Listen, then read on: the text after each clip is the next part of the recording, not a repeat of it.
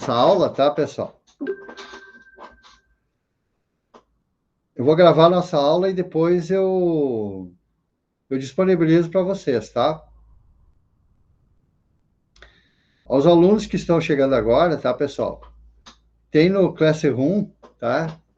Classroom, é só para atualizar vocês aí, ok?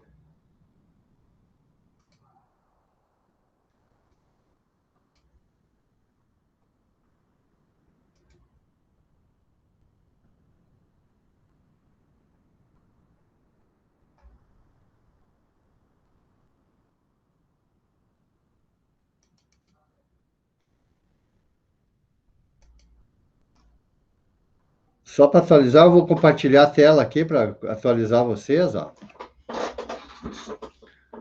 Ok?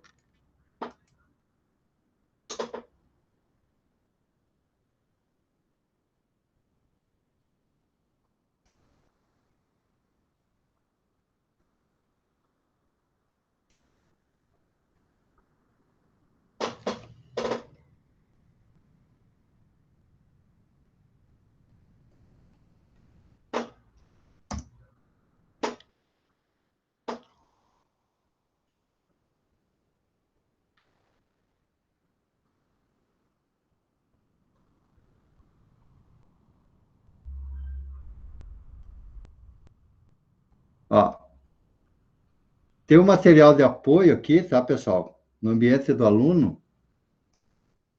E também tem aqui, vocês estão aqui também, ó. Por isso que vocês têm que aceitar o convite ali e tal, ó. Ok? Aceita o convite, aí vocês já vão fazer parte aqui, ó. Para mim poder enviar material para vocês, tal. Ok? Ó, tá todo mundo aqui, beleza? Tranquilo? Tá, pessoal. Então, a gente utiliza aqui, para quem está chegando agora, tal, a gente utiliza o Classroom e o ambiente do aluno, tá? Para poder a gente se conectar, beleza? Bom, eu vou começar a aula de hoje, então, tá certo? De mecânica dos fluidos 1, tal, traçando uma linha histórica, tá? Da mecânica dos fluidos.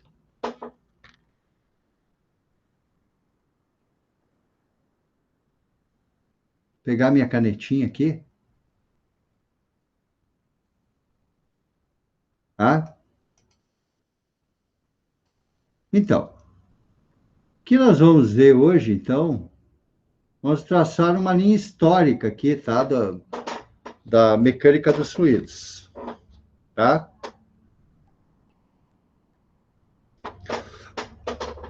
Então,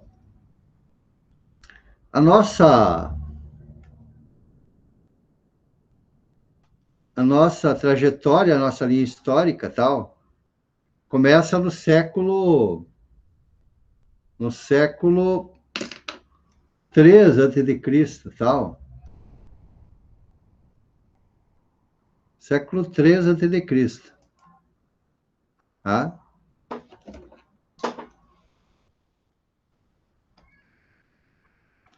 Século 3 antes de Cristo, tá? 300 anos antes, né? A gente já tinha um Arquimedes aqui, tá, pessoal? Todo mundo já viu falar no teorema do Arquimedes. Então começou lá, ó. Arquimedes e Heron de Alexandria postularam a lei do paralelogramo para a soma de vetores no século 3 antes de Cristo, tá? Veja o tempo que ele nasceu, ó. 288, 285 a 212. É? Um senhor aí de 73 anos, né? Durou 73 anos. Nós vamos ter oportunidade de apresentar para vocês o teorema do empuxo, que é atribuído a ele, né? Ó. Teorema do empuxo, tá? Que é atribuído ao Arquimedes, até é chamado Teorema de Arquimedes, tal, que explica a questão dos corpos, flutuação dos corpos, e aplicou a corpos flutuantes e submersos, incluindo uma forma de cálculo diferencial como parte de análise. Veja que essa história de cálculo aí, tá, vem de muitos anos, tá, pessoal? Claro que naquela época, antes de Cristo, não tinha álgebra como a gente vê hoje, né? Ó. Sabe, hoje, nós chamávamos esse pessoal de geômetras. Não eram matemáticos, eram geômetras. E o Arquimedes foi um grande geômetra, na verdade, foi um grande sábio, né? Naquela, da antiguidade e tal. Então, ele foi o mais... Né? Antes dele também teve o Pitágoras, tá? E outros, de outras áreas também, né? Platão, Aristóteles, Sócrates, é tudo dessa época aqui, nessa época de 285 a 212 a.C., tal. Mas, do ponto de vista da mecânica, da linha histórica da mecânica dos fluidos, a gente coloca nessa época aqui Arquimedes, tá? Arquimedes. Bom, continuando, tá? Continuando. Continuando. Então, desde o nascimento de Cristo até a Renascença, houve um progresso constante no projeto de sistemas de escoamento, como navios e canais de condutores de água, mas não foi registrada nenhuma evidência de avanços fundamentais na análise de escoamento. O que quer dizer com isso, tá, pessoal? Nós tivemos aqui, tá? Nós tivemos aqui, claro que entre você pensar aqui 300 anos 300 anos antes de Cristo, né? Ó, até o século XV, né? 1500 depois de Cristo, muita coisa aconteceu aqui, né? Na ciência, né? Ó. A evolução das navegações, né? Ó, a evolução das navegações,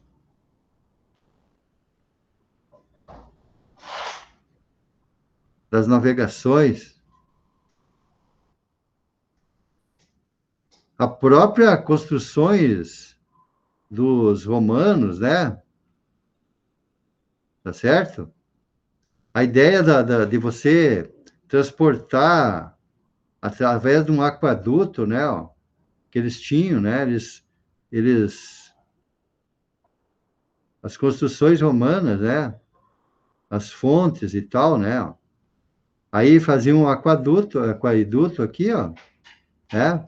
E a água era transportada a partir dos aquedutos, né? Tá certo? Então, isso aí já era uma evolução, né? A ideia da gravidade estava tudo embutido aqui, né? Nos aquedutos, né? Ó.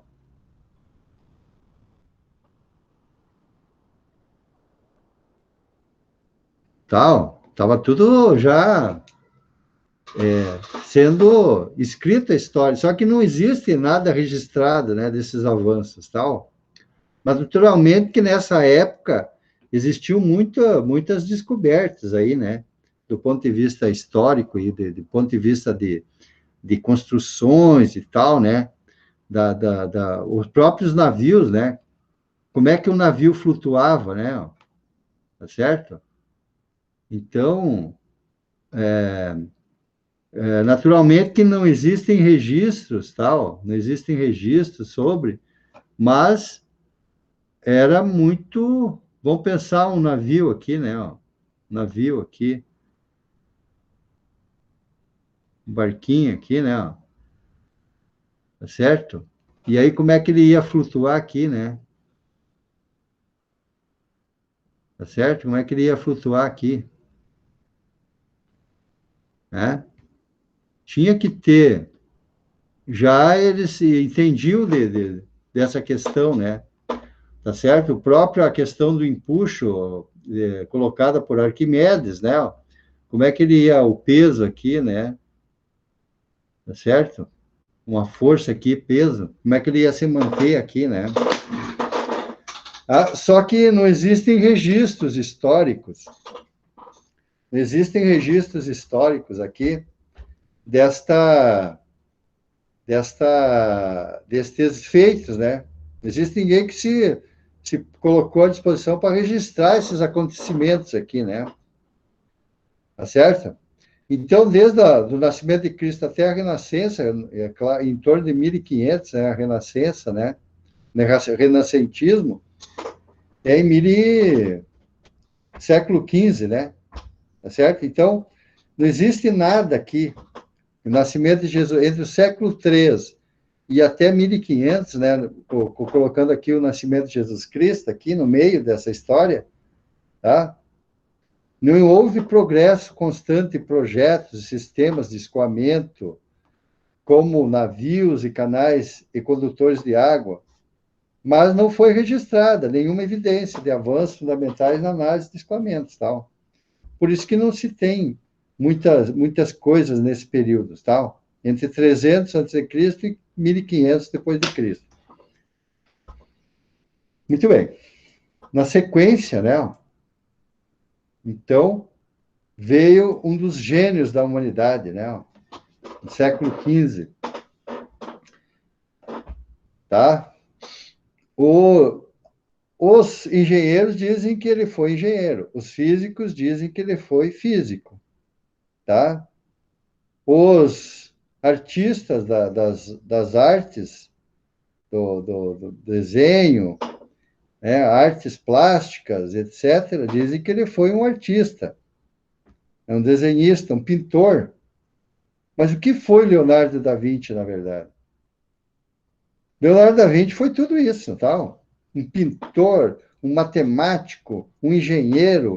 Ele foi, na sua época, talvez um dos maiores gênios da história, tá? Leonardo da Vinci. Ele também teve participação na ideia né? Ele também teve participação na parte de mecânica dos fluidos, né? Ele formulou praticamente a equação da conservação da massa em escoamento permanente unidimensional. Veja que não é pouca coisa, tal. Para aquela época, 1500, tal. Leonardo foi um excelente experimentalista e suas anotações contêm descrições precisas de ondas, jatos, ressaltos hidráulicos, formação de turbilhões e projetos de dispositivos de baixo arrasto e alto arrasto, como paraquedas, né? Ó. Veja, se você pensar uma pessoa pendurada, né? Ó, pendurada num paraquedas, tal, tá certo? Pendurada num paraquedas, tá? Pendurada num paraquedas aí, tal.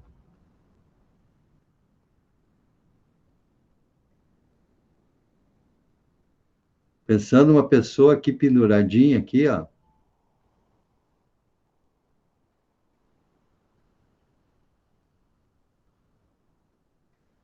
Ok, ó. Uma pessoa pendurada num paraquedas, certo? Quanta questão de de fluidos que tem aí, de mecânica dos fluidos que tem aí, né? A questão aerodinâmica, tal, a questão da velocidade com que o corpo está se deslocando, a aceleração da gravidade. Veja quantas questões estão envolvidas, né?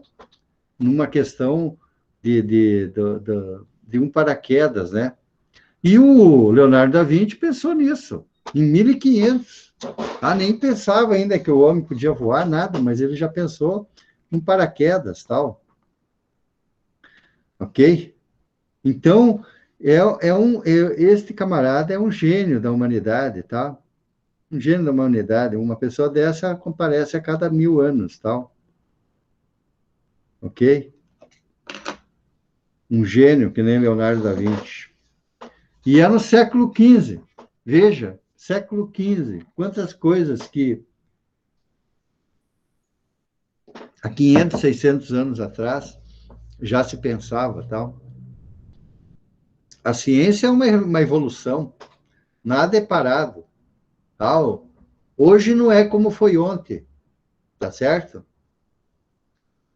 Então, naturalmente que isso é uma evolução, nada é por acaso, tá, pessoal? Nada chegou ao que nós estamos hoje por acaso, tá certo? Então, quer dizer, a ciência, a engenharia é uma evolução. Não existe, não é uma coisa pronta, uma formulazinha só, tal. É uma compreensão sempre do sistema, de tudo que se congrega em torno daquilo, tá? Bom, muito bem. Continuando. Outro camarada aqui, né? Outra pessoa, entre o século 16 e 17, né? Ó, então, entre 600, 1600 e 1700, né? Tá certo? Ó. O francês aqui, Ed Mariotti, tá? Até na termodinâmica a gente tem participação, né? Boyle e Mariotti, né? Uma questão que a gente levanta lá na termodinâmica, tem a participação desse francês. Mas no caso aqui, para fluidos, ele construiu o primeiro túnel de vento e com ele testou modelos. Então veja como é importante essa questão, né? Um túnel de vento, você preparar um ambiente para fazer simulações, essa que é a ideia, tal. Né? Então, esse sujeito, esse francês, Ed Mariotti, que viveu entre 1620 e 1684, no século XVI, tal, ok? Ele construiu o primeiro túnel de vento, tal. Primeiro túnel de vento. Então, isso aí também facilitou muitas questões dentro da mecânica dos fluidos, tal, para a compreensão de aerodinâmica, de, de como que se comporta o fluido, um anteparo, se tu tem um dispositivo que está contra o fluxo, como é que ficaria? Um fluxo transversal, um obstáculo transversal ao fluxo, né, de fluido e assim por diante, né, fluxo de ar, fluxo de água, enfim, uma série de questões que estão envolvidas nessa questão do escoamento. Você pode fazer alguns testes, né, para verificar o comportamento dele em função desses obstáculos, tal. Muito bem. Na sequência aqui, ó, então, outro nesse século aqui, tá? Que é o Isaac Newton, que é próximo de nós aí e tal. Nós vamos usar ele, o Isaac Newton, as leis do movimento enfim, da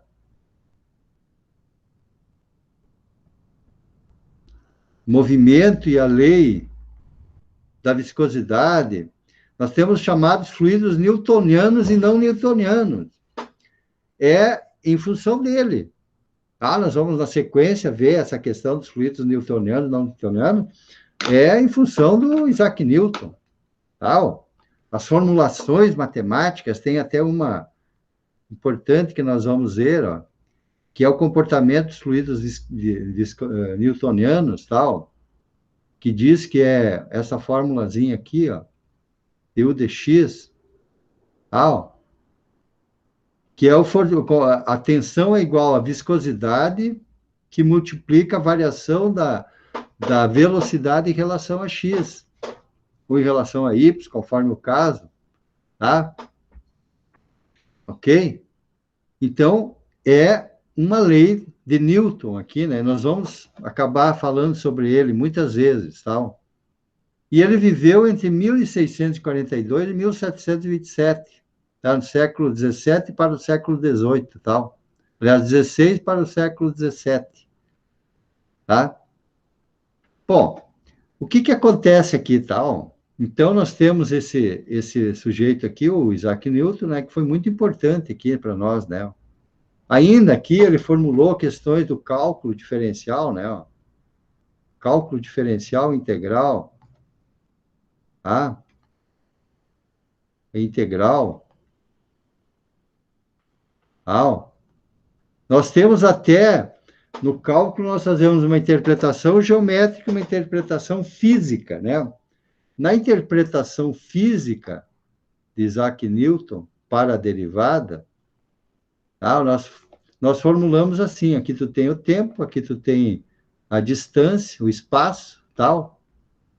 E aí, nós pensamos aqui que, por exemplo, que você tem uma função horária aqui, tal, uma função horária. Função horária, tá? Ok? E aí, a tangente a essa curva, tal, a tangente a essa curva, tá? Naquele ponto, vai te dar a variação de S em relação a T. E isso aqui é velocidade, tal. Velocidade em relação a T. Ou seja, ele já, naquela época, ele formulava esse tipo de situação aqui, né? Tá? Ok? Tá? Cálculo diferencial integral, mas também pode ser colocado aqui que é da física também, né? Nós é que classificamos isso aqui, física, matemática, agora é termodinâmica, agora é mecânica dos fluidos, agora é fenômenos de transporte, mas tudo é a mesma coisa. O que é importante aqui é o conhecimento, não o rótulo, tal. Tá certo? Não o rótulo, né? Fenômenos de transporte, a gente classifica aqui, né? Mas isso aqui é só para classificar mesmo, porque tudo é conhecimento. Os conhecimentos a gente não são rotulados, eles existem simplesmente. E nós, eventualmente, classificamos eles por A ou por B, ou por uma coisa ou por outra, mas o conhecimento é uma coisa que não tem rótulo, tá? Simplesmente se conhece o fenômeno, se cria, se quantifica ele e depois se estabelece para quem é, ou se é matemático, se é físico, se é engenheiro e tal. Isso aí é o que menos importa, tá? O que importa para nós é o conhecimento, tá? Isso que é importante, ok? E o Isaac Newton dá para a gente colocar num desses patamares aí, que é um gênio também da humanidade, assim como Isaac, como Leonardo da Vinci e assim por diante, tá?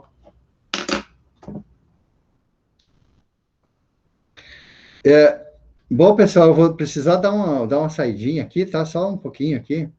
Não precisa? Ah, então tá. Então vamos continuar aqui. Eu pensei que precisava sair um pouquinho. Tá? Eu tenho um probleminha aí para resolver, tá? De uma reunião, tá? Que está acontecendo num outro espaço. Se eu precisar sair, eu digo para vocês, tá bom? Bom, continuando então. Continuando então. Bom, aí na continuidade aqui, na nossa linha histórica aqui, né? Nós temos mais algumas pessoas importantes aqui, né? Esse cara aqui, tal, esse cara aqui, Leonardo Euler, esse alemão, tal, foi fera, tá, pessoal? Na, na mecânica dos fluidos, nós temos a lei de Euler. Lá nós vamos ver essa lei de Euler aqui, tal, lei de Euler, na mecânica dos fluidos 2, tal, lei de Euler, que estabelece uma relação, e daí tem um conteúdo matemático bem elaborado, tá? Com várias questões aqui envolvidas, tá? De pressão, de temperatura e tal. A gente vai formular isso lá na mecânica dos fluidos 2, tal. Quem foi Leonardo Euler? Ele nasceu em 1707 e morreu em 1783, tal. 76 anos. Foi o maior matemático do século XVIII, dá para dizer. Ó. Veja bem, ó. e usou o cálculo de Newton para desenvolver e resolver as equações de movimento de um escoamento não viscoso. Ó, lá na Mecânica dos Fluidos 2, eu vou explorar esse camarada aqui em pelo menos uns 2 meses, tá? Vou trabalhar com ele até o final, praticamente, da Mecânica dos Fluidos 2, eu vou trabalhar com ele, tá? Ele publicou mais de 800 livros e artigos. O cara manteve uma produção, assim, do ponto de vista da ciência, uma coisa incrível, tal. Tem até a lei de Euler, tal, lei de Euler, tá? Que fala dos movimentos, escoamentos viscosos, tá? Lá na Mecânica dos Fluidos 2, nós vamos trabalhar com a equação diferencial da quantidade de movimento, tá? Que é tudo de Euler. A partir de Euler, nós chegamos na equação de Navier-Stokes. A partir da lei de Euler, nós chegamos na lei de Bernoulli, tá? Na equação de Bernoulli. Então, o camarada é fera, tá? O cara deixou um legado incrível para a ciência, tá? Ok? Vamos para frente.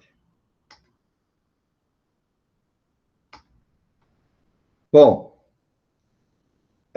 aqui nós temos aqui o Daniel Bernoulli, que eu estava falando para vocês, né? Outra fera aqui, né? Tem o Daniel, tem o Joseph Bernoulli e tal, mas essa figura aqui de Bernoulli aparece em tudo que é lugar. Equação de Bernoulli. Tem a equação de Bernoulli lá nas equações diferenciais, tal. Só que não é o mesmo cara, tal. As equações diferenciais ordinárias lá, ó. E aí tem a equação de Bernoulli,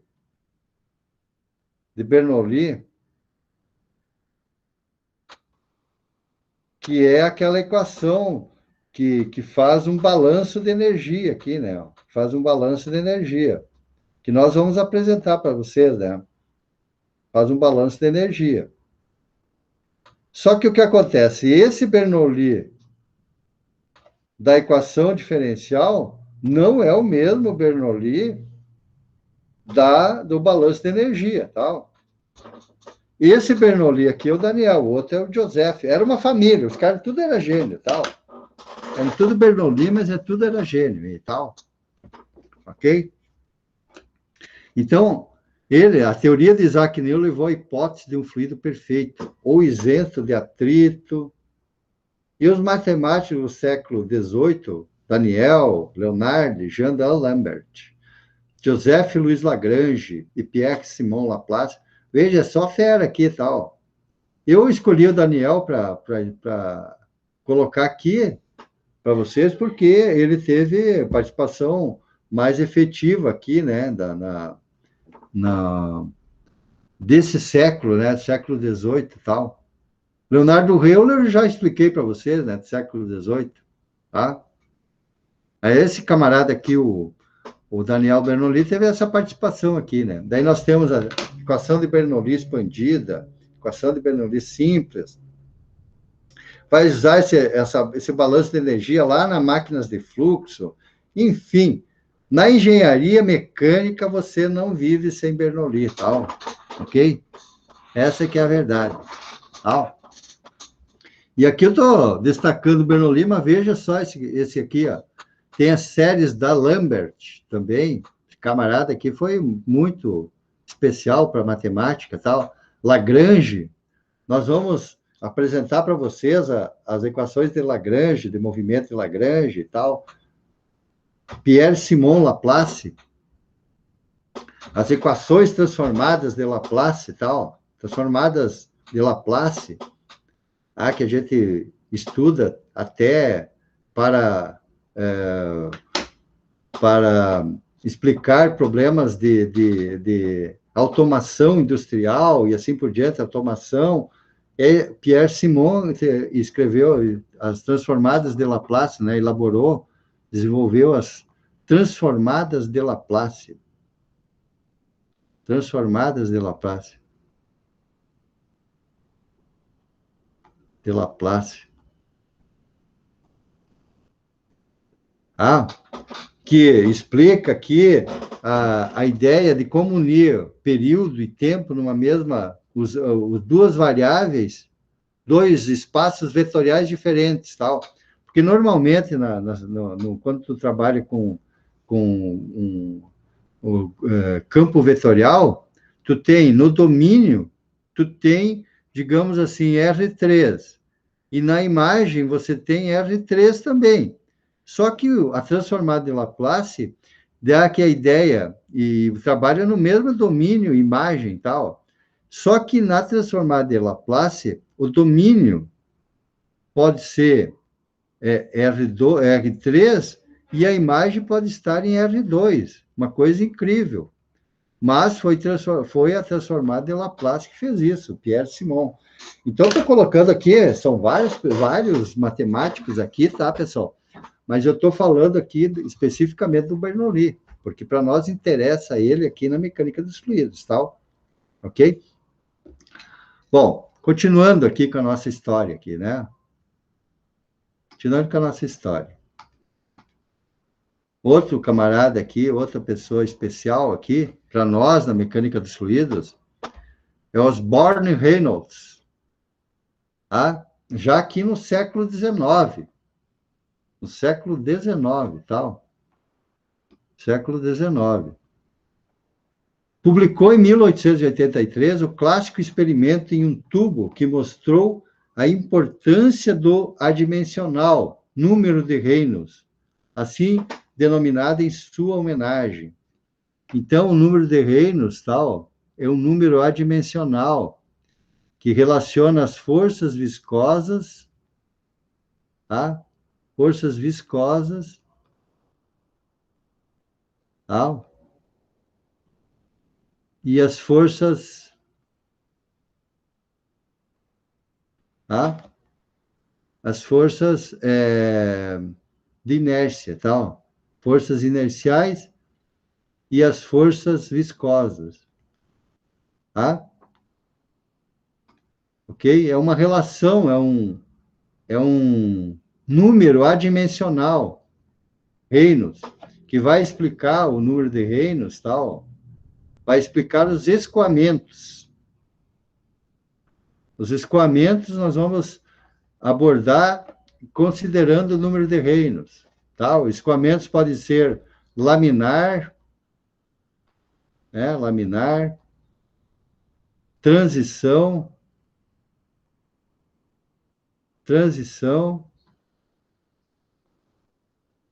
e turbulento. Tudo é Bernoulli quem explica isso, tal. A partir do número de Reynolds. Nós temos um experimento que a gente faz, que é chamado experimento de Reynolds, tal. Muito famoso. Nós temos no nosso laboratório, na Universidade de Passo Fundo, nós temos esse experimento lá no laboratório de mecânica dos fluidos, né? De termofluidos, tal. Nós temos esse experimento de Reynolds lá, tal, que relaciona as forças inerciais e as forças viscosas, tal. Ok?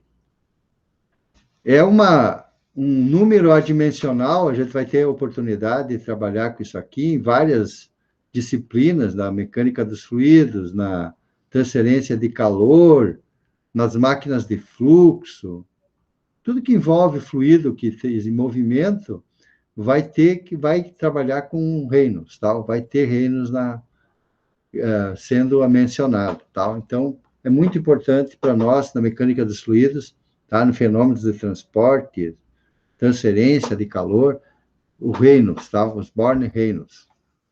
Bom, vamos continuar então.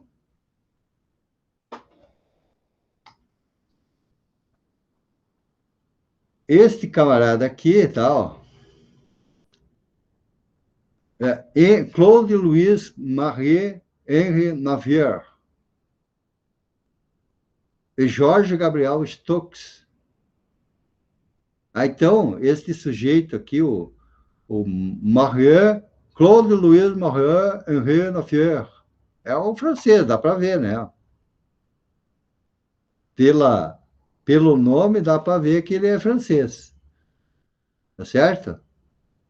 Tem que fazer biquinho para falar o nome dele e tal. Então, ele é do século XIX, junto com uma parceria aqui com o Stokes, tá? Navier formulou uma teoria, tá? Ó, ok? E aí, Stokes estabeleceu uma hipótese aqui, nós chamamos de hipótese de Stokes. Hipótese de Stokes. Tá? E daí nós temos a equação de Navier-Stokes. Equação de Navier-Stokes. É complexa essa equação, tá? Lá na Mecânica dos Fluidos 2, eu vou apresentar para vocês. Ela é complexa, tal. Ok? Muito complexa. Tem que tratar com campos vetoriais, campos escalares, tá? Mas, enfim, Navier estabeleceu uma equação e aí Stokes estabeleceu uma equação, uma condição de viscosidade e tal, que a gente vai apresentar lá na Mecânica dos Fluidos 2, e considerando a viscosidade uma expressão matemática bem elaborada, que a gente vai apresentar para vocês lá. E aí, com essa hipótese de Stokes, né, hipótese de Stokes, nós chegamos na equação mais conhecida da mecânica dos fluidos, tá? Do ponto de vista científico, né, acadêmico, né? Quando a gente quer dar robustez à nossa análise matemática e da mecânica física, da mecânica dos fluidos, nós citamos a equação de Navier-Stokes, tá? Foi esses dois sujeitos que elaboraram a equação de Navier-Stokes, muito conhecida na mecânica dos fluidos, tá? Agora aqui no século XIX ainda, né? Ludwig Prandtl. Ludwig Prandtl. Esse aqui já viveu no século, entre o século XX, XIX e XX aqui, né? Esse cara viveu bastante, ó, pelo amor de Deus. Para aquela época, ó, de 75 a 53, dá 78 anos. Ele teve uma vida 78 anos, né? Então, ele teve uma vida longeva, né? Para os padrões da época, né? 78 anos. Hoje é a média de vida, né? Em média, a pessoa vive 78 anos, né? Então, para aquela época, era uma longevidade, né? Longevo, né? Uma longevidade grande, né? Do Prandtl, ok? Ludwig Prandtl. Lá na transferência de calor, apesar de ele ser conhecido, frequentemente chamado pai da mecânica dos fluidos modernos, desenvolveu a teoria da camada limite e muitas outras análises inovadoras. Aqui, essa camada limite, aqui, ó, nós vamos ver aqui, a camada limite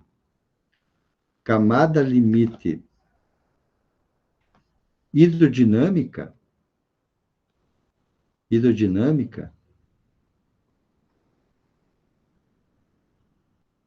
tal, e a camada limite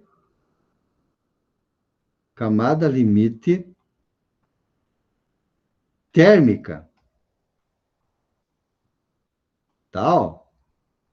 Lá na transferência de calor a gente fala muito sobre isso, tá? Camada limite térmica, que é a partir do número de Prandtl. A gente faz uma análise lá da camada limite hidrodinâmica, camada limite térmica, quando que elas se confundem, tal. Numa a gente atribui o valor de Reynolds, na outra o número de Prandtl, tá?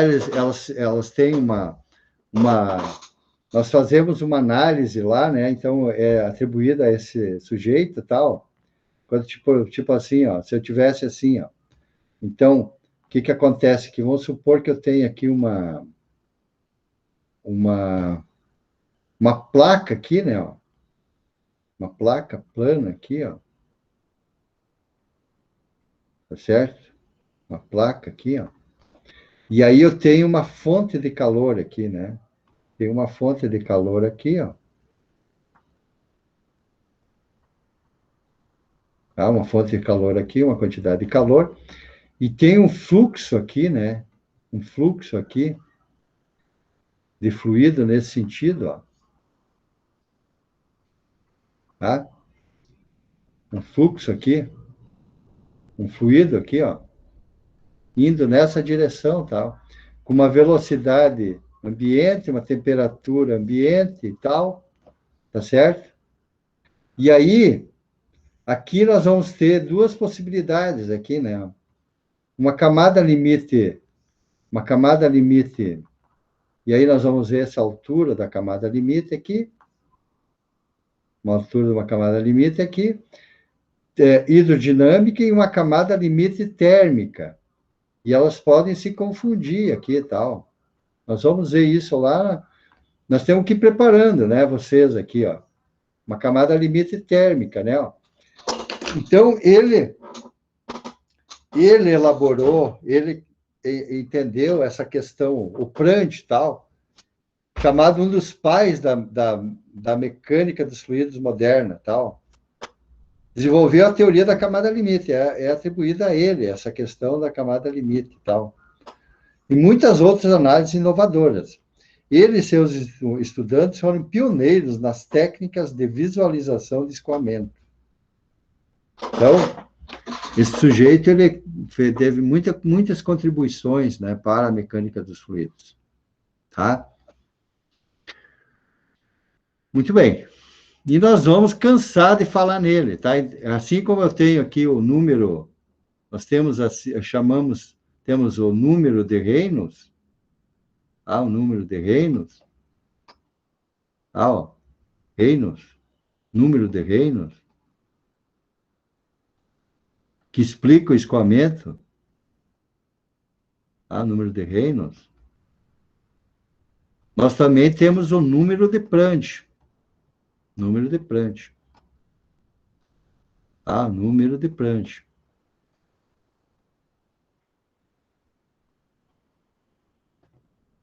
Número de Prandtl. E aí a gente vai ver outros números lá na transferência de calor, Nusselt, né, que a gente relaciona muito também, tal. Número de Nusselt. Então, essas pessoas aqui, eles tinham como ideologia a ciência. A ciência era a missão deles, tal. Eles se dedicavam de corpo e alma à ciência, né? Tal. E por isso que chegavam nesses resultados aí, tal. Ok? Muito bem, vamos para frente. Já no século XX, tá, pessoal? No século XX, né?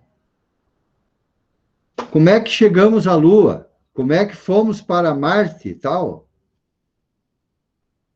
Ok? Então, aqui os fundamentos do século XX para o atual estado da arte em mecânica dos fluidos foram estabelecidos em uma série de experimentos e teorias abrangentes por Prandtl. E seus dois principais concorrentes, aí aqui eles falam de concorrentes, tá? E colegas, Theodor von Karman e Geoffrey Taylor. Então, aqui tem o tal do escoamento de Karman, escoamento de von Karman. Escoamento de von Karman. Von é em letra minúscula. O von é minúscula. Von Karman.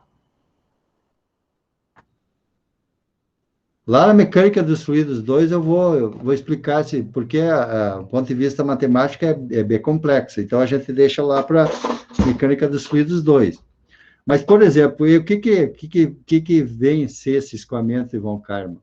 Pensa num aerofólio aqui, né? Ó. Tá certo? Aí pensa aqui que você tem um fluido vindo em alta velocidades aqui, né? Ó. Um foguete, né? Ó. Ok? um foguete, uma velocidade aí de um Mach, ou seja, quebrando a velocidade do som aí, né? Tá certo? Aí, então, vai começar a formar questões desse tipo aqui e tal. Um escoamento que turbulento nesse sentido, assim, né? Ok? E esse nós chamamos de escoamento de von Karman. Existe até... Fazem animações disso, né? Experimentos para verem o escoamento de von Karman, tal. Ok? E nós chegamos até aqui, entende? Com esses sujeitos aqui, né? Com esses experimentos, né? Esse escoamento de von Karman é famoso, tal. E é atribuído a esse cara aqui, ó. Vejo que não é muito longe aqui, ó. 63, o cara viveu até 1963. Então, aqui dá 19 mais 63, dá 82 anos. Para o século XX, né? Mas para aquela época, 82 anos, é longevo também, né? Ok? É um alemão, tal. Radicado nos Estados Unidos, tá? Ok? E ajudou a NASA, trabalhou na NASA, era cientista NASA, tal. Beleza? Bom, então continuando aqui, né? E hoje, o que que é hoje para nós, no século XXI? Século XXI. Hoje, nós temos a questão da simulação numérica, tá? Em mecânica dos fluidos e transferência de calor, fenômenos de transporte, né? Quando eu falo mecânica dos fluidos, transferência de calor, tá, pessoal? Eu estou me referindo aqui, ó, à mecânica dos fluidos, transferência de calor. Tudo isso aqui são fenômenos de transporte, tal. Fenômenos de transporte. De transporte. Quando eu falo em fenômenos de transportes, transportes de massa, movimento e energia, tal? E energia. Só que hoje a ideia é simular tudo, usar o computador para simular tudo, tal? Usar o computador para fazer simulações, simulações numéricas, tal? Existem software, aqui eu tenho Transcal, transferência de calor, aqui Fluid Dynamic, tal, ok? Com computacional, tal, ok? Aqui, esse laboratório de simulação numérica aqui, lá da a UFSC aqui, né? Ó, onde eu fiz pós-graduação nessa área tal, já tem essas questões aqui, já muito bem, e com softwares educacionais desenvolvidos, né? Ó. Então, nada mais hoje é escondido, tá, pessoal? Nós temos muita bibliografia, nós temos muitas possibilidades. Hoje, a mecânica dos fluidos, ela tem simulação numérica para isso, né? Para você compreender os fenômenos de fluidos e tal. Ok? Muito bem. Então, agora, tá, pessoal? Eu vou passar para uma outra. Essa parte aqui nós já passamos, tal.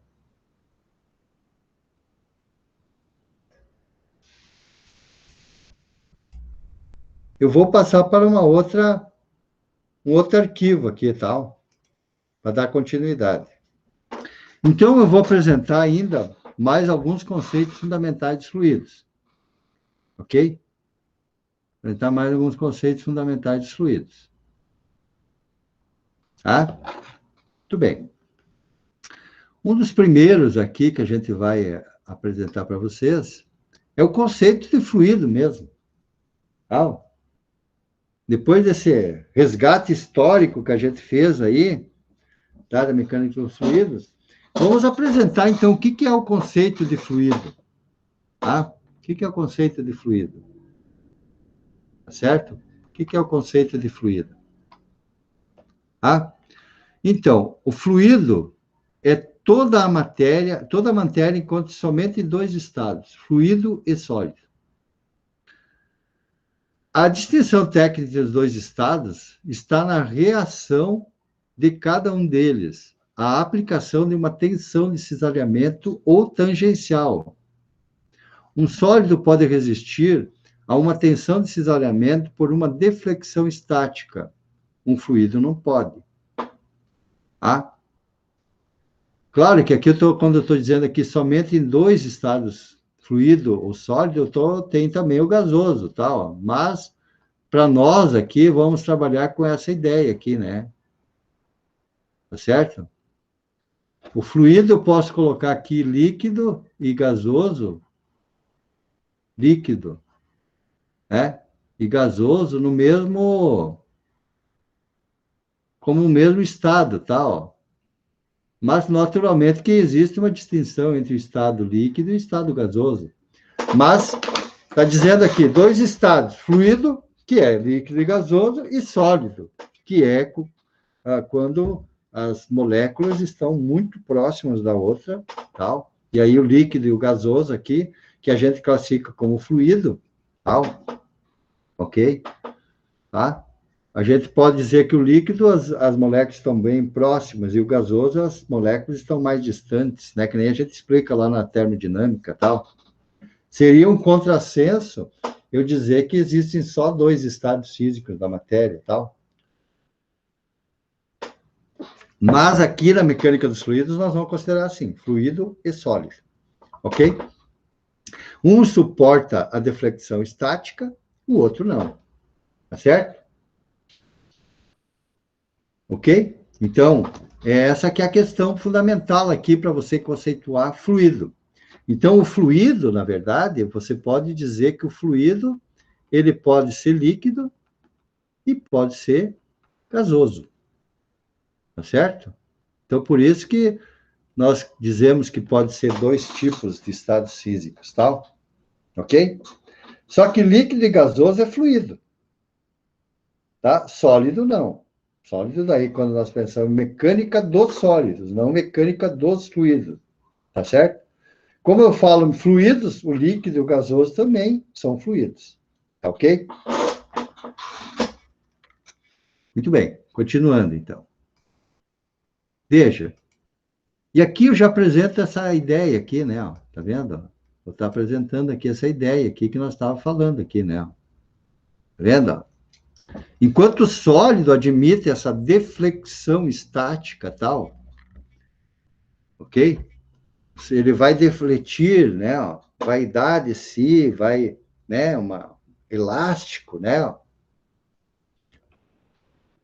O líquido e o gás tu não pode. Tu tem que usar um recipiente para condicionar ele, porque senão ele fica sem. Ele não tem uma forma definida. Ele assume a forma do recipiente, o gás também. E ainda se ele tiver, o recipiente tiver liberado, ele some, né, o gás. Tá certo? Ok?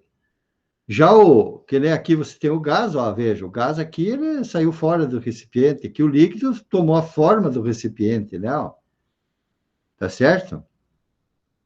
E aí, aqui, ó, você quando está falando do sólido, ele admite, né? Digamos aqui que você tem uma barra aqui, uma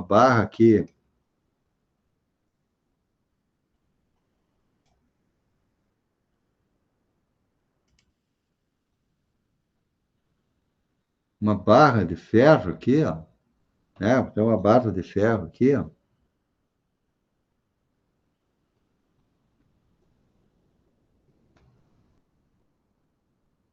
Se você botar um apoio aqui, e aplicar uma força aqui, ó,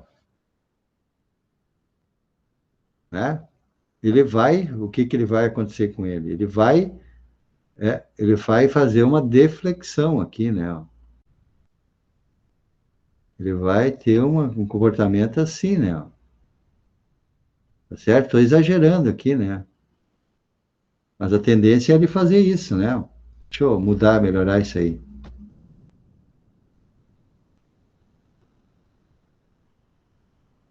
Não, a tendência é ele mudar de forma aqui, né? Tal.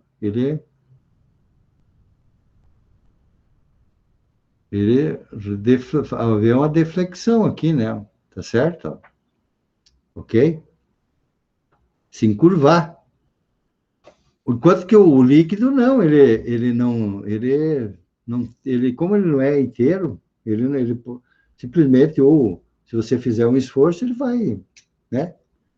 Ele vai, ele não vai deformar aqui, né? Ó, ele não vai deformar assim, né? Ó, ok? Não vai deformar. Isso aqui não, nunca vai acontecer, né? Certo? Só o gás também não vai acontecer isso. Tá?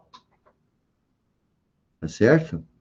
Então, aqui você vai ter uma tensão de cisalhamento. Aqui não, aqui a tensão de cisalhamento é zero. Tá? Então, um sólido de repouso pode resistir à tensão de cisalhamento. Estática do sólido. B, a condição de equilíbrio e círculo de Mohr para o elemento sólido, né? Então, aqui nós temos aqui o círculo de Mohr, né? Ó, círculo de Mohr para um elemento sólido, né? Um fluido não pode resistir à tensão de cisalhamento. Paredes de contenção são necessárias, é isso que eu falei, né? Para poder conter ele dentro de um recipiente, tal, para estabelecer uma forma para ele, né? A condição de equilíbrio e círculo de Mohr para o elemento fluido A, tá certo? Ó, não existe aqui, ó, o círculo de Mohr não existe aqui para o fluido, tal, ok? Assim como não tem tensão de cisalhamento aqui, né? Ó, é zero, tá? No sentido do fluido, né? Ó, tá certo? Mas só nós vamos ter pressão dos lados que vai suportar, né, esse fluido, tal, ok? Tranquilo? Bom, vamos para frente, então.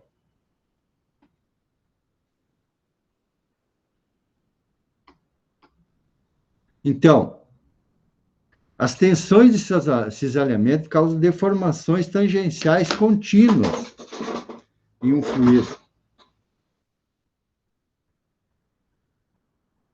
Ah, as tensões de cisalhamento causam deformações tangenciais contínuas em um fluido. Na letra A, aqui você tem um elemento de fluido deformando uma taxa de delta θ dt. Né? Ok? Ó. Tensão aqui de cisalhamento, tal. Ok? Tal. E aí aparece aqui, ó. Aqui eu tenho uma placa aqui. Essa aqui é a placa móvel, tá? Essa aqui é a placa móvel.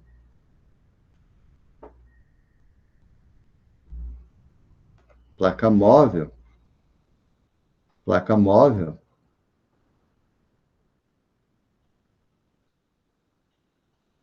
E teríamos aqui uma placa fixa aqui, não? Teríamos que ter aqui uma placa fixa para esse.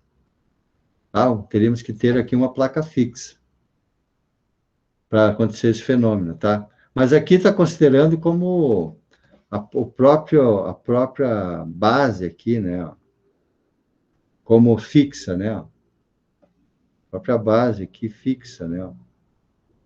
Base fixa aqui, né? Base fixa. Tal. Aí essa placa aqui se movimenta para cá.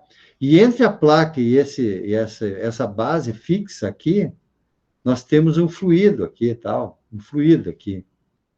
Ok? Temos um fluido. E aí esse fluido se movimenta aqui, ó. Aí nós vamos ter as tensões aqui de cisalhamento, né? A tendência que tem de uma camada se deslocar sobre a outra, tal. E aí nós vamos ter a tensão de cisalhamento aqui, né? Tensão de cisalhamento. Tensão de cisalhamento. Tá? Tensão de cisalhamento. Ok? São deformações tangenciais contínuas, né? Tá? E aí aquela formulazinha que eu falei para vocês aqui, né? De Newton, né? Lei de Newton aqui, ó.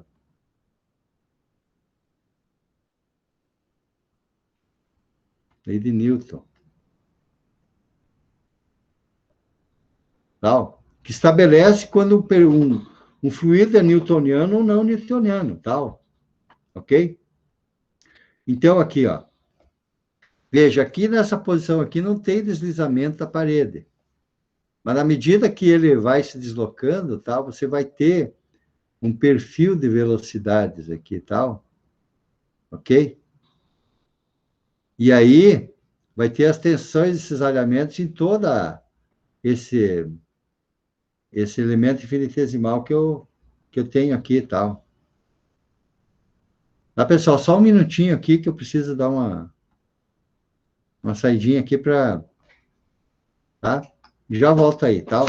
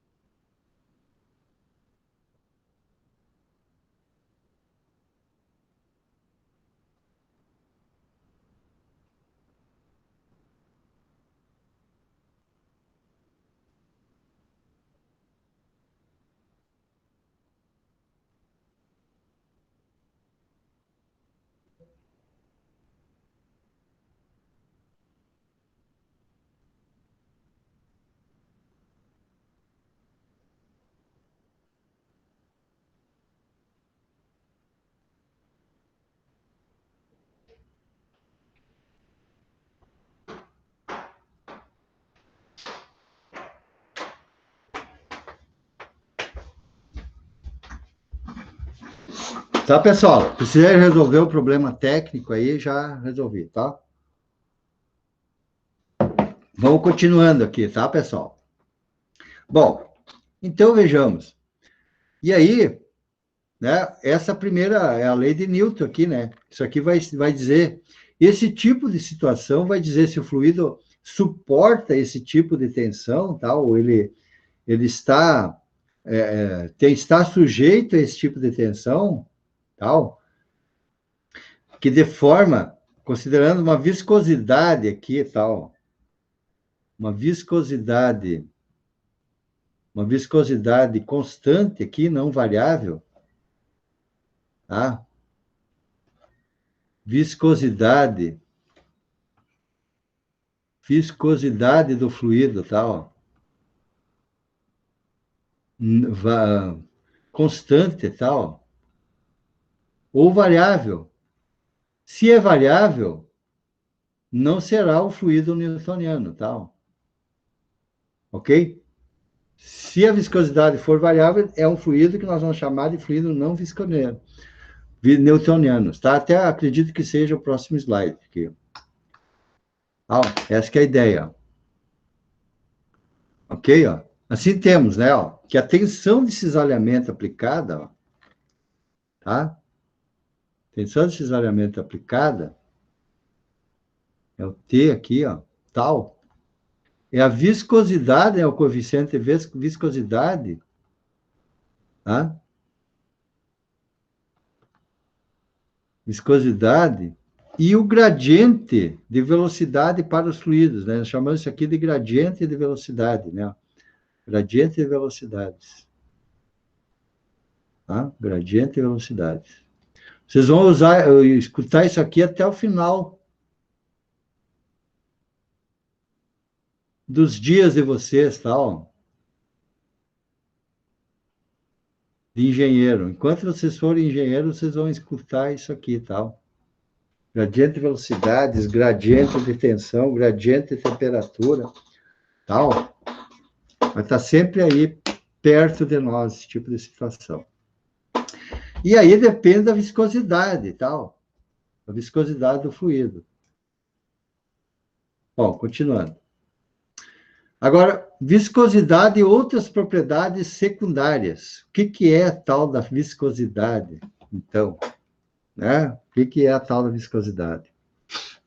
Tá? Então, a viscosidade é uma medida quantitativa da resistência de um fluido ao escoamento. Mais especificamente, ela determina a taxa de deformação do fluido, que é gerada pela aplicação de uma dada tensão de cisalhamento. Fluidos comuns, como a água, óleo e ar, apresentam uma relação linear entre a tensão de cisalhamento aplicada e a taxa de deformação resultante. É a taxa de deformação resultante. Então, é linear isso. Se não for linear, então é uma relação linear. Aí ela poderia ser não linear. Mas aí é outros 500 pila, tá? Ó, é outros 500. É outro tipo de fluido. Então, o água, o óleo, o ar apresentam uma relação linear entre a tensão de cisalhamento aplicada e a taxa de formação resultante, que é a que nós vamos ver provavelmente no próximo slide, tá? Ó. Ok? Na verdade, ele não apresentou. Aqui, ó. Então, é isso que eu queria colocar para vocês, tá? Ó. A tensão de cisalhamento. E aí, se o fluido ele apresenta uma relação constante, ele é chamado de newtoniano. Então, a taxa de deformação aqui, né, ó, e a tensão de cisalhamento aqui, ó. A taxa de deformação e a tensão de cisalhamento. Se ele é um comportamento linear, aqui é linear. Ó, comportamento linear. Daí nós chamamos de fluido newtoniano. Quando ele é diferente, ó, veja que há uma curva aqui, né? Ó, tá certo? Aí esse tipo esse é fluido não newtoniano, tá? Não newtoniano, porque o comportamento dele de deformação não é linear, tal, ok? Não é linear, tá? Então, né, nós classificamos fluidos dessa forma, em função da tensão de cisalhamento, tal, em função da tensão de cisalhamento. Bom, deixa eu voltar aqui um pouquinho, tá, pessoal? Esse slide aqui tinha que estar aqui, tá? E esse aqui é o outro. Tá bem? Ó, ok? Só para ficar na sequência aqui, tá? Eu vou fazer essa mudança aqui, já para...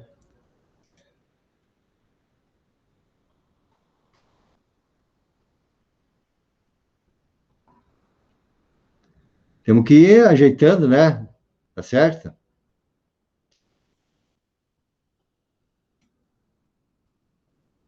Então, vejamos, ó. Então, né? A viscosidade, então, né? Que depende da taxa de deformação, tensão de cisalhamento e a proporcionalidade da taxa de deformação.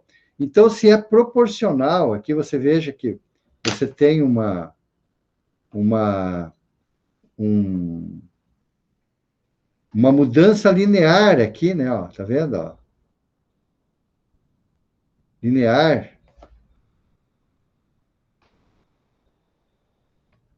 né? Ó? Um comportamento linear do fluido, né? Ó? Vou pegar uma mais grossinha aqui, uma linha. Ó. Linear. Comportamento linear aqui, né? Tá? Tem um comportamento linear. Aí, né? Ou seja, proporcionalmente, né? Cresce aqui a deformação e cresce a tensão de cisalhamento aqui, né? Então, é linear. Quando é linear, o fluido é newtoniano. Quando é não linear, o fluido é não newtoniano. Tá? É fluido é não newtoniano. Tá? É isso que eu estava querendo colocar para vocês aqui, né? Quando não tem esse comportamento, ele é não newtoniano. Tá? Ele é não newtoniano. Beleza? Muito bem. Então, continuando. Ó, fluidos não newtonianos. Os fluidos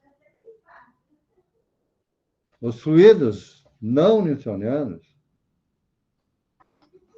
tal, os fluidos que não reagem, tal, não seguem a lei linear da equação de cisalhamento de Newton, tal, não são chamados de não newtonianos. Ou seja, ou é newtoniano ou é não newtoniano. Tal. Exemplo de fluidos não newtonianos. Dilatantes, né, que a gente apresentou naquele gráfico. No fluido dilatante, a resistência aumenta com o aumento da tensão aplicada. Exemplos são suspensões de amido ou água com areia. O caso clássico é a areia movediça, que tende a endurecer quando a agitamos. Pseudoplásticos. Um fluido pseudoplástico diminui a resistência, aumenta a tensão aplicada. Um fluido fortemente pseudoplástico é chamado de plástico. O caso clássico é a tinta, que é grossa quando vertida, mas fina quando espalhada com o pincel sob uma forte tensão aplicada.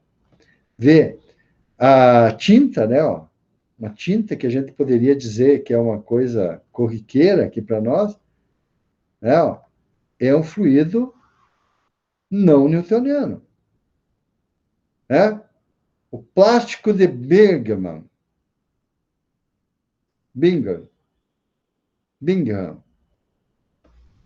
O caso limite de uma substância plástica é aquela que requer uma tensão de escoamento finita para começar a escoar. O caso clássico é o ketchup, que não sai do frasco até que uma tensão seja aplicada, apertando o tubo. Veja. E aí ele se deforma, né? Porque a viscosidade dele é variável. Ok? E é o caso de um fluido não newtoniano. Tá certo? Aqui nós temos, tá, pessoal, uma tabela da viscosidade aqui, tal, de viscosidade dinâmica e cinemática de 8 fluidos a 1 atmosfera a 20 graus Celsius. Veja, são fluidos muito bem conhecidos nossos aqui, né? Ó. Fluidos muito conhecidos. Tá? Fluidos conhecidos aqui, nossos. Né?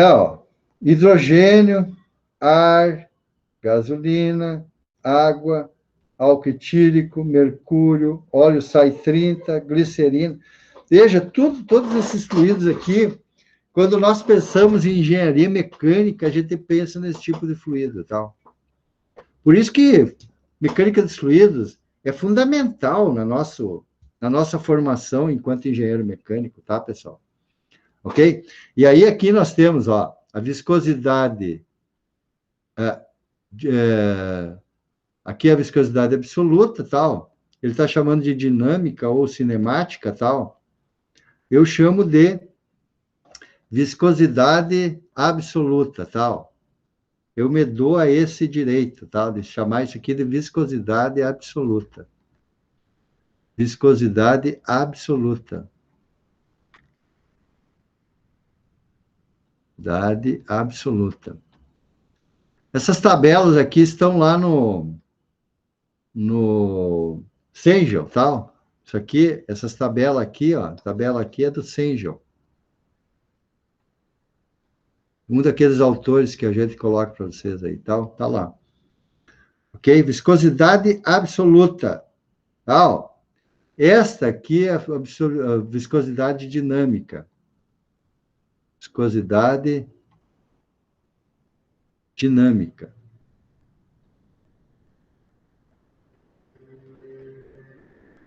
Aí você vai dizer assim, mas qual é a diferença entre elas? Bom, aí é outra história, tal. Aí a diferença está em que você tem que a viscosidade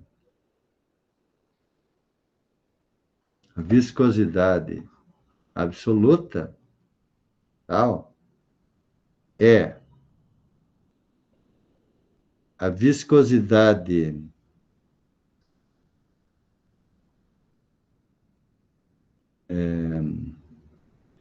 a viscosidade, a densidade,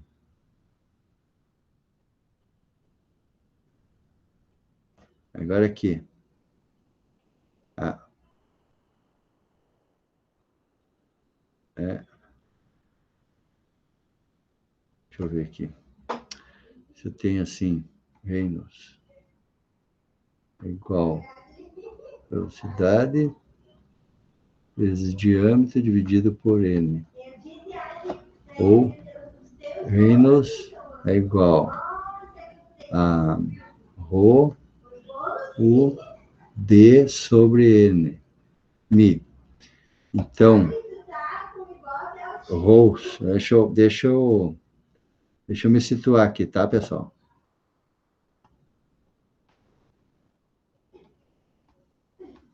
Então, o inverso da viscosidade é igual a ρ sobre mi. Portanto,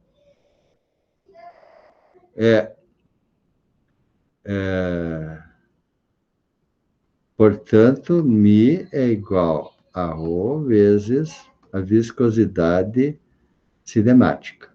Então, a viscosidade absoluta é igual a densidade vezes a viscosidade dinâmica. Tal? Então, essa é a relação entre elas. Tal? Essa é a relação entre elas. Tá? Ok?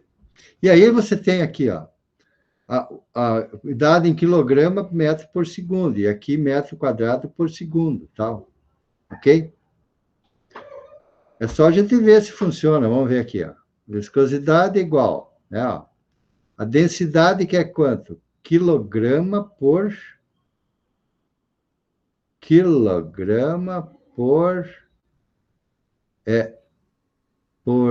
metro cúbico, vezes metro quadrado por segundo, né? Então, tá certo, ó. Ok? Só para verificar aqui, né? Ó. Aqui, ok? Ó. Que é essa aqui, ó. Ok? Ó. Beleza? Tá, pessoal? Então, esta é a relação que tem entre as viscosidades. Beleza?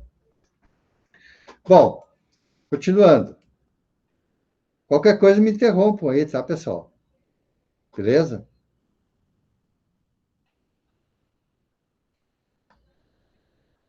Bom, aí aqui, ó,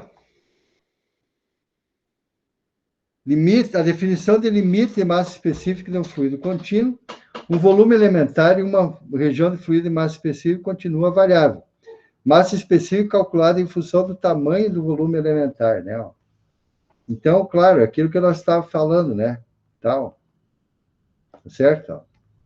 Então, aqui, ó, a densidade, né? Isso aqui, né? Ó, tal.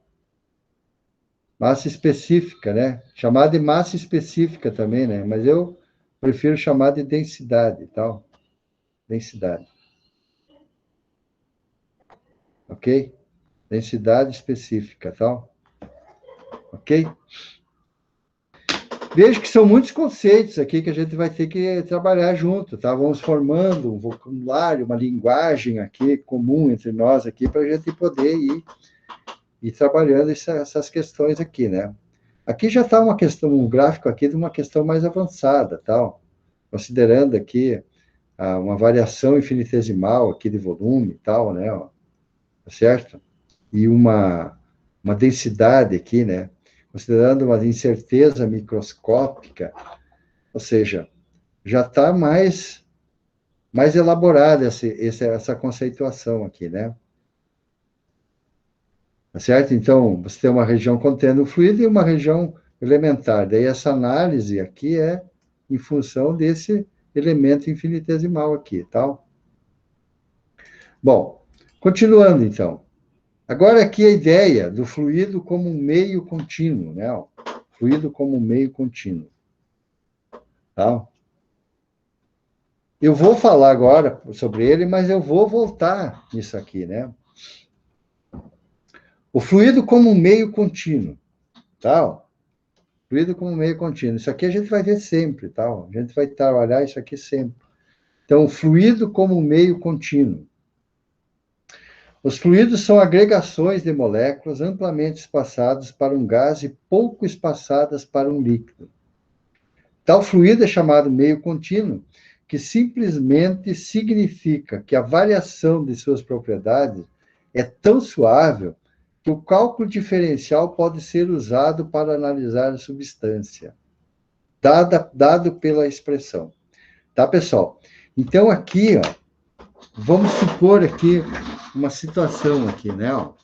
Vou fazer aqui para vocês uma possibilidade aqui, tal. Tá, vamos imaginar aqui, ó. Tá, ó. Vamos imaginar aqui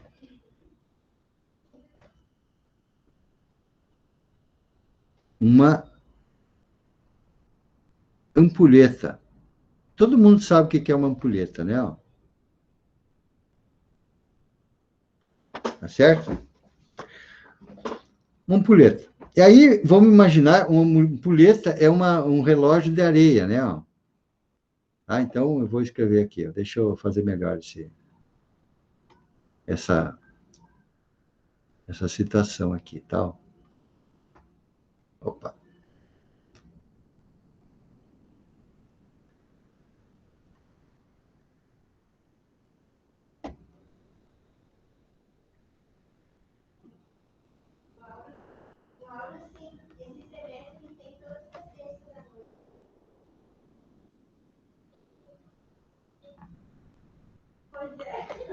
Tá, então aqui, ó, vamos fazer um relógio de areia aqui, né, ó. Nós chamamos aqui ampulheta, né, ó. Ampulheta. Então é um relógio de areia, né, ó. Relógio de areia.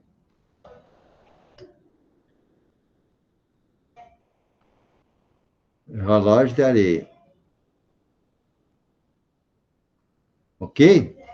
Vamos imaginar nesse relógio de areia que a gente tem aqui grãos de areia, né, ó. Muitos grãos de areia. Vou engrossar um pouco aqui esses grãos aqui, né?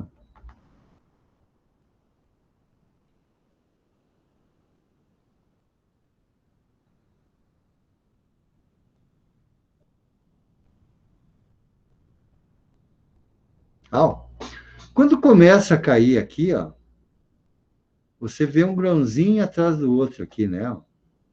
E aí eles vão caindo aqui, né? Ó. Vão caindo aqui, vão formando um montinho aqui e tal.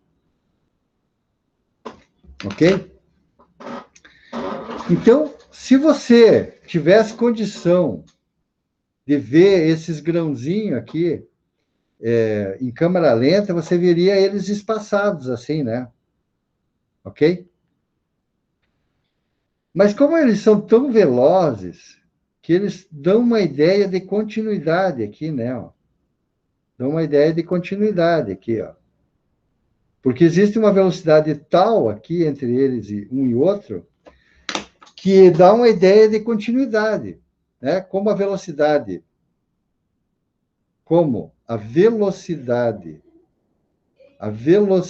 é grande, é muito rápido aqui, né? A velocidade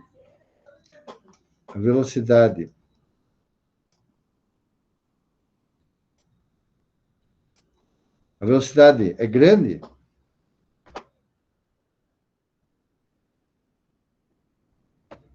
É grande, digamos assim, grande, no sentido da percepção, né? É grande no sentido da percepção da nossa visão, né?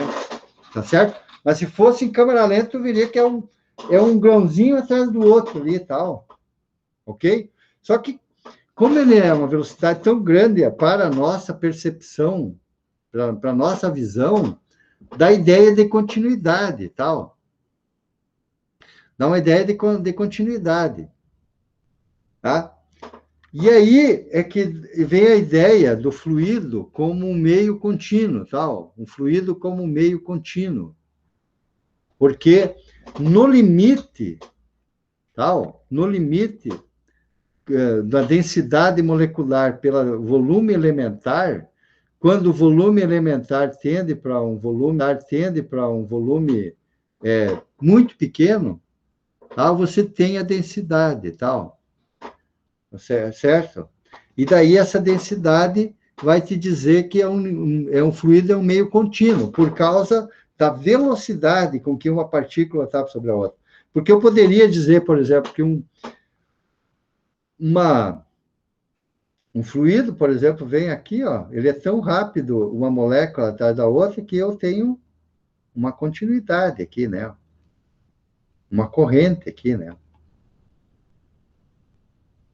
Uma partícula, né, ó, muito próxima da outra, daí vai me dar uma ideia de continuidade aqui, né? Então, eu vou ter um fluxo aqui, ó, um fluxo de fluido. Um fluxo de fluido. Mas são partículas que estão, uma muito rápida na sequência da outra, que me dá uma ideia de continuidade. Dá para mim ter essa ideia de continuidade para o fluido, tal. Então, nós chamamos o fluido como meio contínuo, como hipótese do contínuo, né? Então, nós ainda temos a gente até, do ponto de vista acadêmico, se chama assim, ó, o fluido como hipótese do contínuo. Se vocês verem essa forma de dizer como hipótese do contínuo. Hipótese do contínuo. Tal. É isso que eu estou explicando para vocês aqui, tal. Do contínuo. É isso que eu estou explicando para vocês aqui. Tal. Como hipótese do contínuo. É quando nós admitimos que o fluido é contínuo, é um meio contínuo, tal. Exatamente por essa questão da velocidade entre uma partícula e outra, tal, que vai me dar uma ideia de contínuo.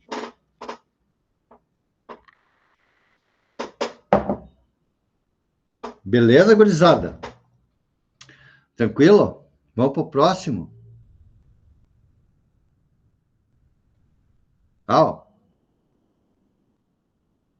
Então, nós temos aqui, ó, as dimensões e unidades primárias aqui, né? Ó, nos sistemas internacional e BG, sistema inglês, né? Great Britain, tal, que é o sistema inglês. Então, nós temos aqui. Então, aqui você tem o sistema internacional, né? Então, nessa aqui, dimensão primária aqui, ó, é um pseudosistema de unidades. Tal. Temos aqui o sistema internacional, o sistema internacional.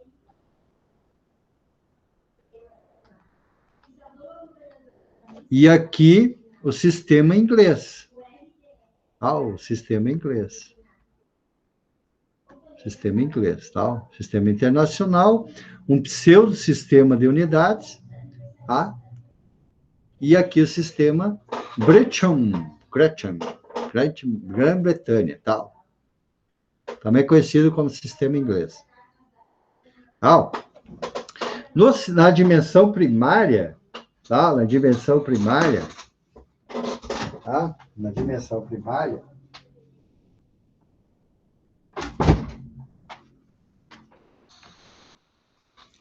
Na dimensão primária, nós temos aqui, ó, massa, comprimento, aqui o tempo T, aqui esse T aqui é Tzinho, tal. Aqui tá, e aqui é T maiúsculo, tal. Aqui tá meio atrapalhado esse negócio, que esse livro aqui não tá de acordo com os outros, tal. Ele está chamando tempo de T maiúsculo e a temperatura de θ. Aí, meu amor de Deus, tal. Temos que ter paciência com esses autores aí. Os caras querem deixar nome na história, aí, tá, pessoal? E aí começam a querer inventar aí, tal. Ok? Mas eu, como não tenho desses problemas, não tenho obrigação nenhuma de ficar ser fiel a um autor ou outro, eu vou colocar aqui, ó, T, que eu uso assim, tá? Em todas as matérias que eu utilizo, eu uso essa forma aqui, tá? Essa simbologia. E aí, no sistema internacional, o quilograma é o quilo. O metro é M, segundo é S, e a temperatura é K, Kelvin, tá? A temperatura absoluta, tá? Eu, particularmente, sou fã do sistema internacional, tá? Mas a gente tem que admitir que tem o sistema inglês também, ó.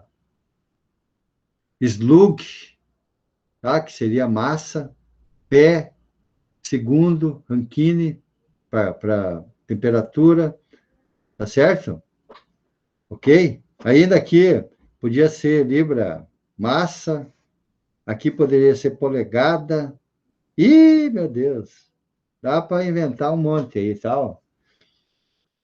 Segundo é S, Rankine, tá certo? E algumas questões aqui de conversão, né? Lá na termodinâmica, a gente tem para outras temperaturas aqui, para Celsius, para Fahrenheit, para Rankine e tal, né? Ok?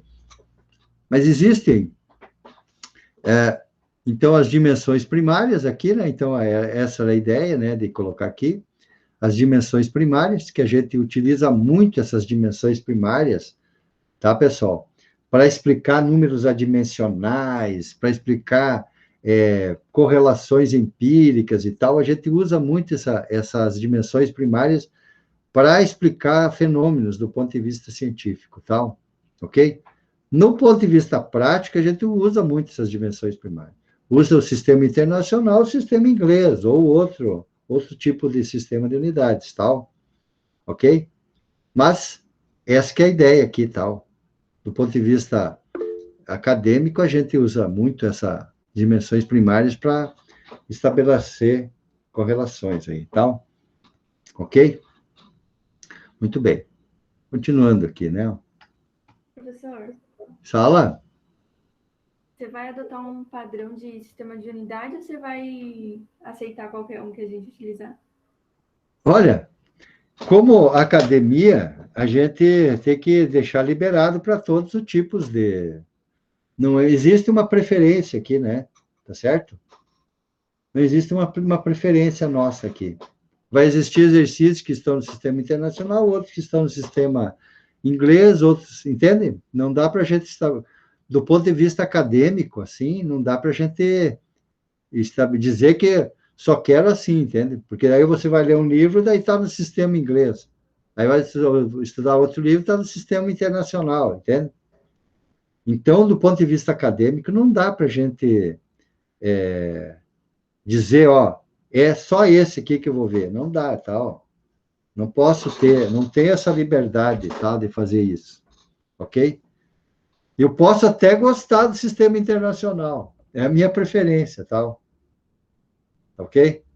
Mas e daí se tu for ir lá para os Estados Unidos, ou for lá para a Inglaterra, ou for lá para a Europa, e tudo lá está no sistema britânico, e daí? Como é que fica? Não tenho esse direito, tá? De formar você pela metade, entende? Então, e também não tenho esse direito de querer exigir um sistema só. Ok? Não posso fazer isso. Claro que nós temos as nossas preferências, né? Até porque o sistema internacional é muito mais tranquilo da gente lidar, né? tá certo? É mais, como eu vou te dizer, é mais próximo de nós, né? Tá certo? É muito mais próximo você dizer metro quadrado, metro cúbico, metro por segundo ao quadrado, né? Pascal e tal, né? Do que ficar falando em pés quadrados, libra-força por pé quadrado, né? Slugs. Slugs, se você for pensar do ponto de vista, pô, isso aí deve ser um palavrão, tal, slug, mas é uma unidade de massa, tal, no sistema inglês, tal. Então, respondendo a sua pergunta, tal, não posso, do ponto de vista acadêmico, nós não podemos adotar um sistema de unidade único, tal, ok? Porque a gente, do ponto de vista acadêmico, temos que ser abertos, né, às novidades e as formas de manifestação da ciência, né? Como é que eu posso dizer que uma pessoa que nem o Isaac Newton, que usou o sistema inglês, não vou usar mais só porque eu acho que não é legal, tal. Só porque é um pouquinho mais, não está tão familiarizado aqui com a nosso vocabulário, né? Não dá para nós adotar esse tipo de postura, tá? Ok? Então, para nós aqui, independente se é sistema internacional, se é sistema britânico, se é as dimensões são secundárias e tal, é o sistema americano, nós não temos que ter essa preferência, tá? Porque nós temos que estar abertos do ponto de vista acadêmico que todas as manifestações da ciência são válidas. Tranquilo? Bom, então aqui ó, tem algumas dimensões e unidades aqui, né? Dimensões secundárias e mecânicas dos fluidos. Mas daí aqui, ó, essa dimensão secundária aqui, L ao quadrado é a área. Então, L vezes L, né? Da dimensão primária é L ao quadrado. Tá certo? Vamos pensar numa coisa aqui bem corriqueira aqui, nossa, para eu colocar uma coisa no sistema. Ó, digamos que pressão, né? Ó, pressão. Né? Uma unidade de pressão é Newton por metro quadrado. Como é que ficaria isso aqui no sistema de dimensões primárias? Né? O que é Newton? Newton é quilograma metro por segundo ao quadrado. Tá? Veja bem, dividido por metro ao quadrado. Tá? Então, você pode dizer assim, ó, que pressão é quilograma, né, metro por segundo ao quadrado, vezes 1 sobre metro quadrado. Ok? É isso? Ah, veja, então você vai ter aqui, se você simplificar isso aqui, ó, se simplificar isso aqui, então tu vai ter aqui, ó, metro, simplifica aqui, né? Ó. Então você vai ter aqui, ó, que pressão, né? Vou pegar uma letra maior aqui, ó, que pressão é quilograma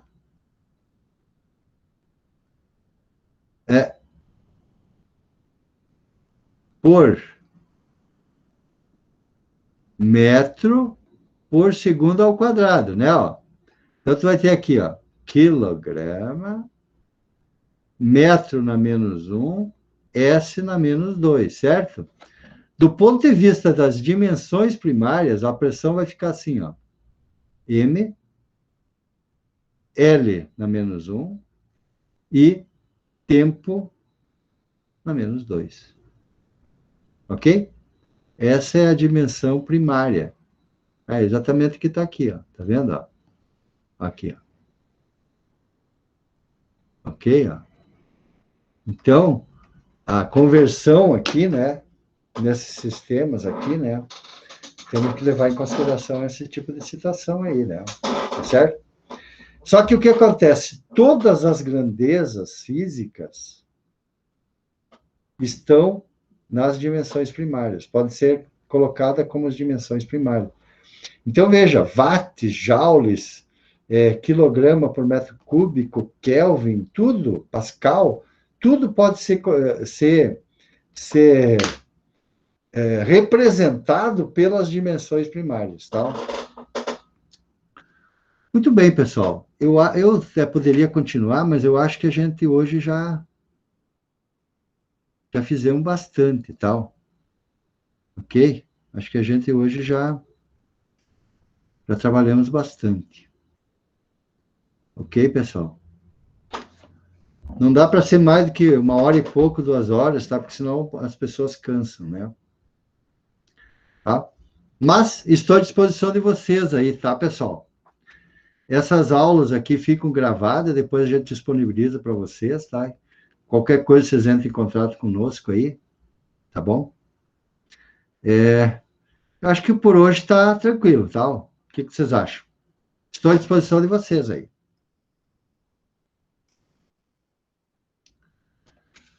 As aulas estão todas em PDF, tá? Todas no ambiente do aluno, estão todas lá, tá? Vocês podem ir lá que vocês vão encontrar. No Classroom eu vou disponibilizar o endereço da videoaula, que vai ficar lá, tá, pessoal? Então, vocês podem acessar a hora que vocês quiserem, ver, rever. Fiquem bem tranquilos, tá? Beleza? Então, estamos aí. Vocês coloquem o nome de vocês aí, botem presente aí no chat para mim saber que vocês estiveram aí conosco.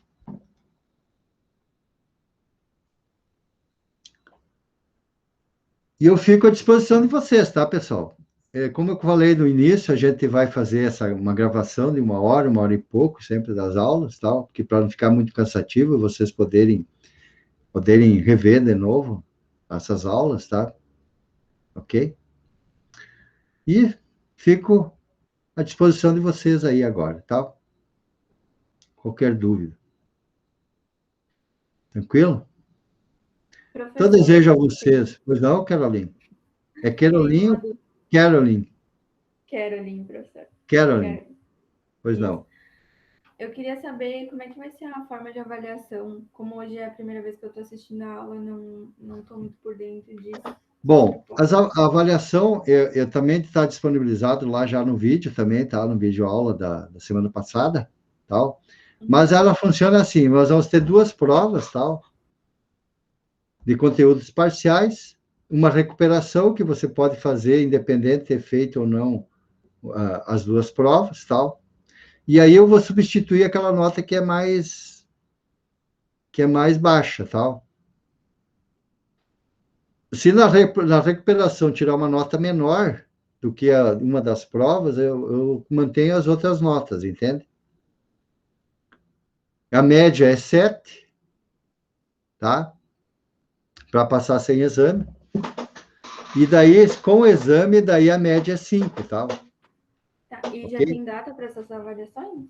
Ainda não. A gente ainda não tem uma data prevista ainda para as avaliações. Mas, normalmente, é até a metade do semestre, tal, ali por abril, por aí, e depois a outra lá no final de junho, tal. Normalmente, a gente faz assim. Cada 2 meses, a gente faz uma avaliação, mais ou menos, né?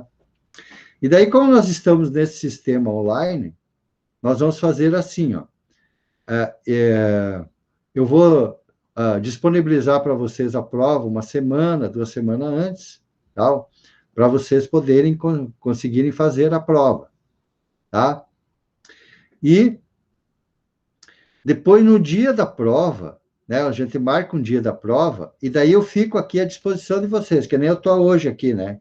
Aí vocês vão estar fazendo a prova e qualquer coisa vocês entrem em contato comigo pelo WhatsApp ou pelo e-mail. Enfim, eu vou ficar aqui à disposição de vocês para tirar qualquer dúvida no dia da entrega da prova, tá?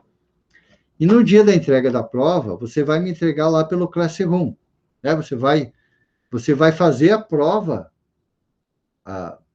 com a mão livre, né?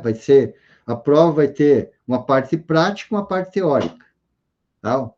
Aí você vai escrever, vai fazer a prova com o próprio punho. E aí você vai pegar o celular, vai tirar vai escanear ou vai fazer uma fotografia e vai me enviar aquele arquivo, né, que você fez ali. Vai enviar no Classroom aquele arquivo que você, daquela prova que você fez manual ali, né? Você escreveu, pode ser numa folha de ofício, pode ser numa folha de caderno, enfim, você vai escrever a solução da prova e vai escanear ou vai tirar uma fotografia e vai me enviar aquele arquivo, tá? No Classroom, e daí eu vou avaliar.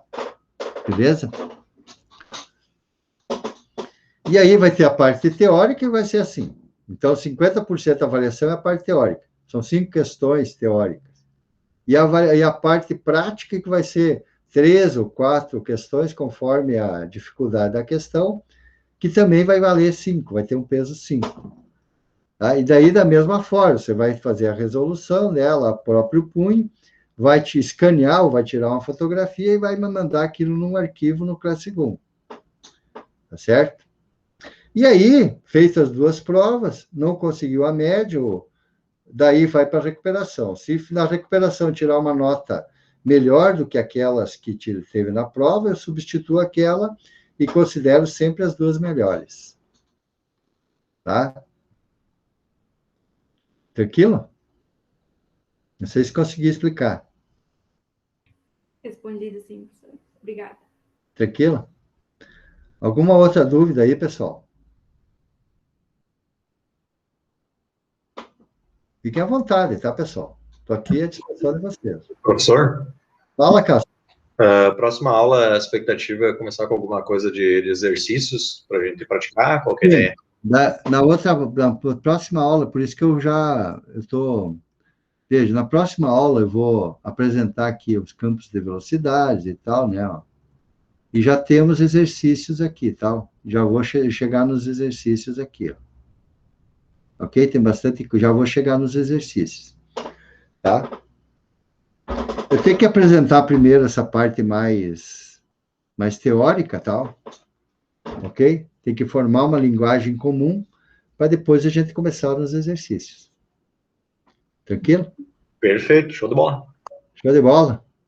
Então, na próxima aula, eu vou apresentar uns videozinhos e tal, trajetória, linha de trajetória, e já vamos fazer exercício da linha de trajetória e tal. Ok? Vamos já fazer exercício. Se Deus quiser, já vai dar tempo para a gente fazer exercício. Beleza? É que assim, tem que ser na maciota, né? Ó, senão não dá para atropelar, tal. Ok?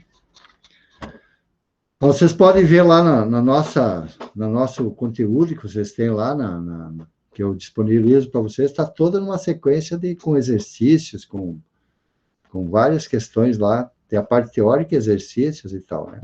Eu dou muita importância à parte teórica, tal, porque às vezes você pega um exercício e aí mecanicamente você resolve, tal.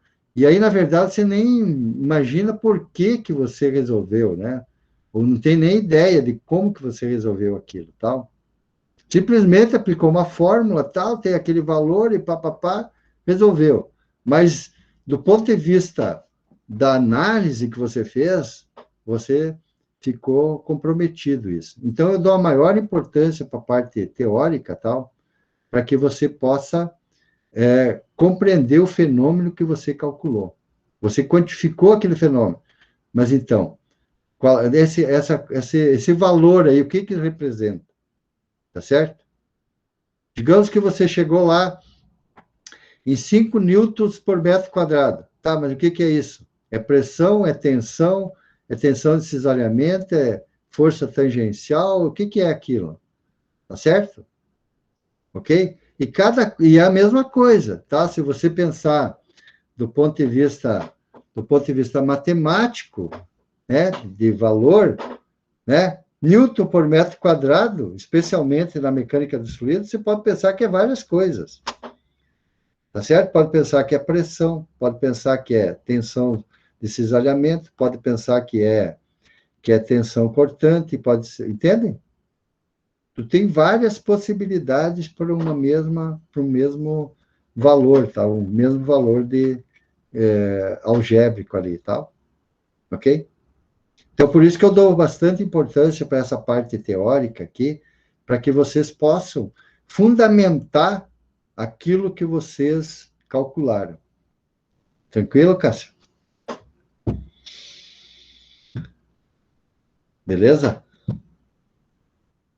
Pode ficar tranquilo, que eu vou botar vocês no calor aí, tá? Beleza? Só que eu tenho que ir na calminha aqui, né? Eu tenho que ir construindo isso aí. Tranquilo?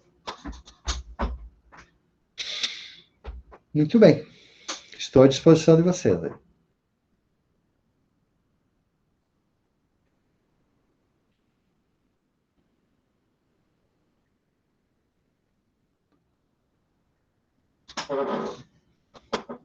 Muito bem. Então, eu agradeço aí a presença de todos aí, tá, pessoal? Viu, professor? Fala. Eu só não respondi a chamada aí. Não respondeu? Bota aí, Não. bota teu presente aí no chat, que daí a gente sabe que tu está presente. Beleza. Tá na mão. Aquilo? Boa noite, professor. Boa noite. Tá? Tchau. Então, eu fico à disposição de vocês aí, qualquer pergunta que vocês tenham aí,